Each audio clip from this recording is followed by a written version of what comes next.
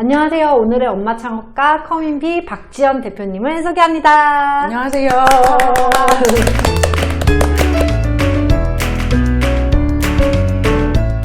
안녕하세요. 초등학교 4학년 수다쟁이 아들을 둔 엄마 경력 11년차 박지연입니다. 저는 커밍비 대표를 맡고 있습니다. 커밍비의 비는 배러, 비긴 밸런스라는 뜻인데요. 그러니까 더 나은 삶이 배러고 시작합니다. 비긴, 그 다음에 밸런스, 삶의 균형을 찾습니다. 더 나은 삶을 엄마들이 시작할 수 있도록 함께 삶의 균형을 찾아가는 일을 하고 있습니다. 그래서 커밍비에서 하는 일은 육아를 하면서 어른이 저희가 이제 계속 되어가는 거잖아요. 그래서 어른이 되어가고 있는 부모들이 자기 관리를 위한 워크숍을 하는데 요것의 슬로건은 매일 나를 돌보는 시간, 셀프 미션을 매일매일 한 달 동안 하는 과정이고요.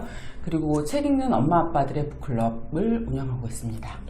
부모들의 자기관리란 어떤 의미인가요? 저희가 엄마가 되기 전에, 부모가 되기 전에 셀프 케어라고 해서 자기 돌봄만 하면 되잖아요. 네. 근데 사실 이제 부모가 되게 되면 그 아더 케어, 즉 타인 돌봄의 영역이 삶에서 훨씬 커지거든요. 그래서 그러니까 자기 돌봄에서 타인 돌봄으로 이행이 되면서 자기 자신을 돌볼 시간이 현실적으로 굉장히 부족해지는 거죠. 그저 나 혼자, 나라는 존재 어떤 뭐 엄마라든가 뭐 아내라든가 직장인이라든가 이런 역할들이 아니라 혼자만의 시간을 통해서 그 에너지를 충전하는 시간들이 되게 필요한 것 같아요. 근데 그 엄마가 되고 나면 그 부분이 적다라는 거고, 그거를 이제 할 수 있도록 도와주는 것을 이제 자기관리라는 이름을 저희가 붙였고, 자기관리를 할 때에는 어떤 몸에 대한 관리, 그 다음에 이제 마음에서 자기가 어떤 상태인지를 돌아보는 것, 그리고 나의 삶에 대해서 이제 정리해보는 작업, 이런 것들을 꾸준히 습관화시키는 것을 해보려고 하고 있습니다.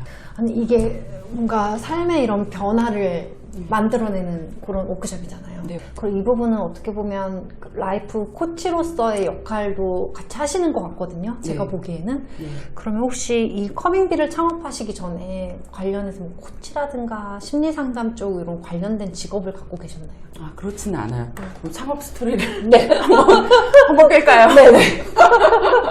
그러니까 저는 경력이 조금 특이한데, 그러니까 남들은 보통 이제 20, 30대 때 열심히 공부하고 해놓은 것 같고 보통 40, 50대까지 쭉 이렇게 먹고 살잖아요. 네. 근데 저 같은 경우는 10년 주기로 인생이 계속 바뀌었던 것 같아요. 그래서 대학 졸업하고서는 그 영화에 대학교 한 4학년 때부터 되게 관심이 많아가지고 영화과 대학원에 들어갔어요. 네. 예, 영화과 대학원에 들어갔고, 이제 제작이나 영화를 만드는 것보다는 영화 이론, 뭐 비평 이런 것들을 하면서 영화를 되게 많이 보고, 영화 속에서 어떤 사람들이 어떤 삶을 살아가고 있는지에 대해 생각하는 시간을 되게 많이 가졌었고, 또 이제 뭐 영화 정책 쪽으로 들어가서는 영화가 문화적으로 어떤 기능과 역할들을 해야 되는가, 이런 것들을 좀 공부를 쭉 꾸준히 하면서 이제 뭐 학교에서 강의도 하고 글도 쓰고 이런 일들을 좀 했었고요. 한 10년 정도.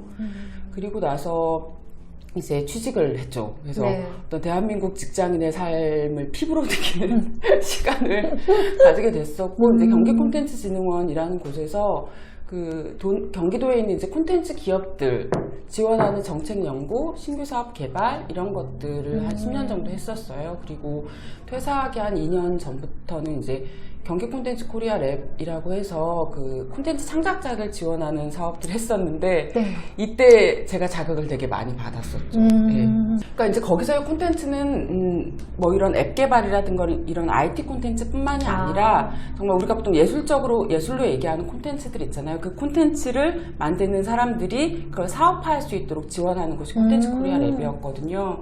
그래서 어떤 자기가 갖고 있는 재능을 사업으로 만들어서 사회에 선한 영향력을 끼치려고 한다라는 것 자체가 저한테 되게 큰 도전이 되었었던 것 같아요.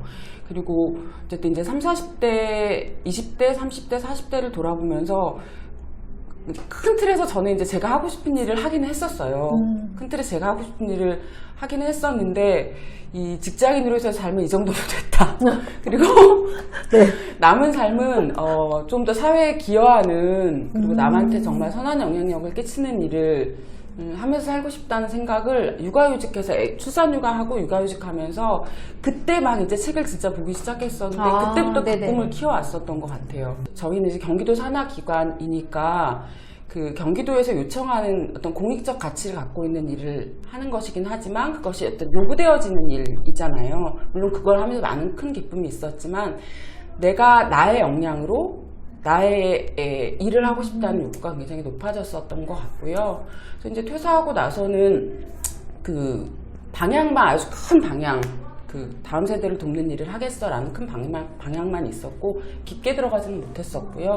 그 첫 퇴사하던 해에는 이제 혼자 놀았죠. 아주 재밌게 책 보고 맨날 또 도망가고. 퇴사가 몇 년도셨어요? 2016년 1월이요.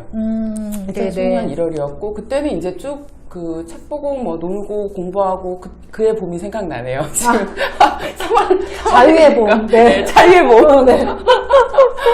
아, 그때 네. 이제 청소년 쪽 일을 하려고 방향을 좀 잡고 이 책 저 책 보고 있었는데 이게 청소년은 정말 너무 크고 하고 있는 주체들도 굉장히 다양하더라고요. 그리고 이제 그때 저한테 이제 머리를 이렇게 꽝 찧어준 책이 뭐였었냐면 그 김현수 선생님의 무기력의 비밀이라는 책이었었는데 네네. 그 책을 보면 요즘 아이들이 얼마나 힘든지에 관한 얘기가 나오고 그렇게 된 이유가 부모들이 자기 삶을 잘 모르기 때문에, 그러니까 어떤 사회의 기준에 맞춰서 본인들이 살아왔었고 그 외에 다른 삶을 상상할 수 없기 때문에 아이들에게도 똑같은 기준을 강요하는데 그 기준을 강요하지만 아이들이 살아가는 환경은 부모가 살아왔던 환경과 다르잖아요.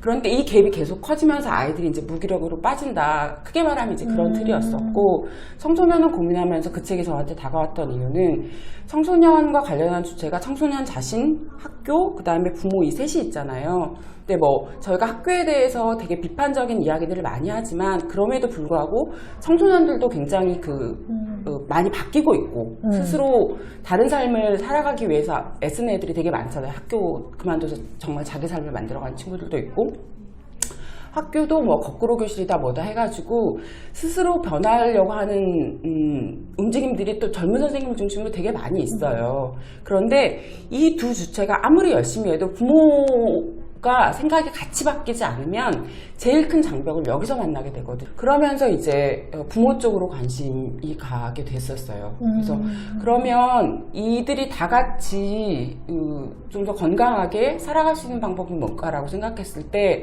현재 부모 교육은 그 아이들의 인성, 특히 아이들의 성적 이런 것에 포커스가 가 있는데 이게 중요하지 않다는 것이 아니라 부모 자신의 삶 속에서 스스로가 건강해지고 어떤 안정적인 뭐 정서 관리가 될 수도 있고 본인의 삶에 대한 애정과 사랑을 갖지 않으면 아이들은 말을 따라하는 게 아니라 내가 어떻게 살아가는지 내 모습을 보면서 그걸 따라하잖아요. 맞아요. 예, 그래서 부모 스스로 이 내면을 강화시키지 않으면 안 되겠구나라는 생각을 이제 그 과정 속에서 하면서 그럼 나는 부모와 관련한 부모 교육 일을 해야겠다라는 생각을 하게 됐었어요.